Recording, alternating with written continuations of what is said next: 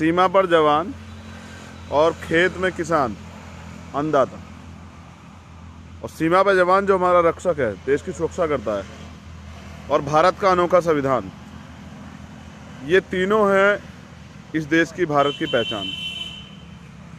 और बड़े बड़े दावे करने वाले लोग एक के बदले 10 सीट लाएंगे, ऐसे लोग आज बिल में छिप गए हैं।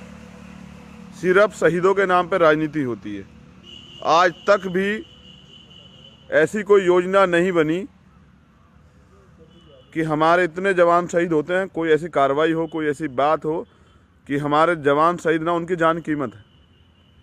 तो इतना बुरा समय चल रहा है, हमारे 40 से ज़्यादा जवान शहीद हुए हैं। मैं सभी भीम आर्मी, सभी जो हमारे शहीद जवान हैं, जो अब अमर हो चुके हैं, उनके परिवारों के साथ खड़ी है। और मैं चंद्रशेखर आज़ाद अपने पूर्ण होशोहवास में सरकार से कहना चाहता हूँ, पूरे देश से कहना चाहता हूँ कि हम प्रथम और अंत्य भारतीय हैं। मैं पूरे सभी शहीदों को नमन करता हूँ, श्रद्धांजलि अर्पित करता हूँ, और तथागत से सद्गुरु रविदास जी महाराज, भगवान वाल्मीकि महाराज से प्रार्थना करता हूँ उनके परिवार को इस दुख को सहने की शक्ति प्रदान करें। हम सभी शहीद परिवारों के साथ खड़े हुए हैं, और निंदा करता हूँ ऐसी सभी घटनाओं की और ऐसे सभी लोगों की जिन्होंने हमारे लोगों की जान ली है। उनको भी सज़ा मिलनी चाहिए, उनकी जगह भी जो सही जगह उनको पहुँचा देना चाहिए। मैं चाहता हूँ देश के नेता मामले की गंभीरता को समझें और सिर्फ राजनीति ना करें। इस मामले की गंभीरता को समझते हुए पीड़ित परिवारों के साथ खड़े हो, पीड़ित परिवारों को न्याय दिलाएं, उनके जो उनके मन में पीड़ा है उसको दुख को साझा करें। मैं ऐसे सभी शहीदों को नमन करता हूं, और पूरे देश को कहना चाहता हूं, सरकार को, अगर सरकार इजाज़त देती है तो भीम आर्मी प्रमुख और भीम आर्मी की पूरी टीम, हम तैयार हैं सीमा पर जाने के लिए, अपने देश के लिए लड़ने के लिए।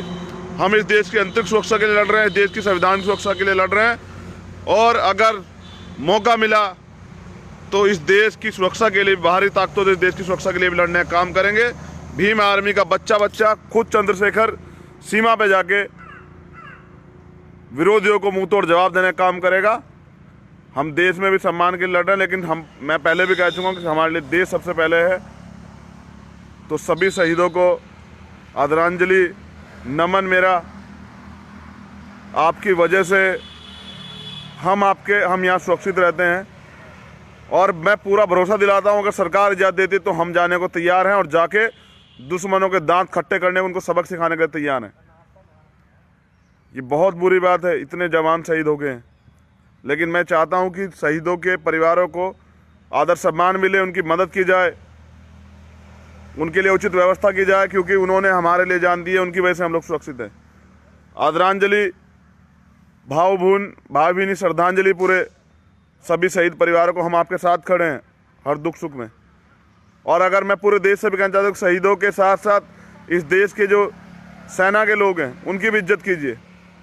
अगर आर्मी का व्यक्ति कहीं आपको मिले तो उसे खड़े होकर सलूट कीजिए, उसका सम्मान कीजिए, उसे गले लगाइए, उसके लिए सिर छोड़िए, उसका एहसास कराइए कि आप हमारी सुरक्षा करते हैं, हम आपके साथ खड़े हैं। जय भीम, जय भीम आर्मी। बाबा साहब का बेटा जब कोई बात कहता तो पूरे दमखम से कहता हम लोग साथ हैं, और सरकार अगर इजाज़त देती तो जाके सीमा पे दुश्मनों के दांत खट्टे करने का, उनको जवाब देने का काम करेंगे। जय बहुजन समाज।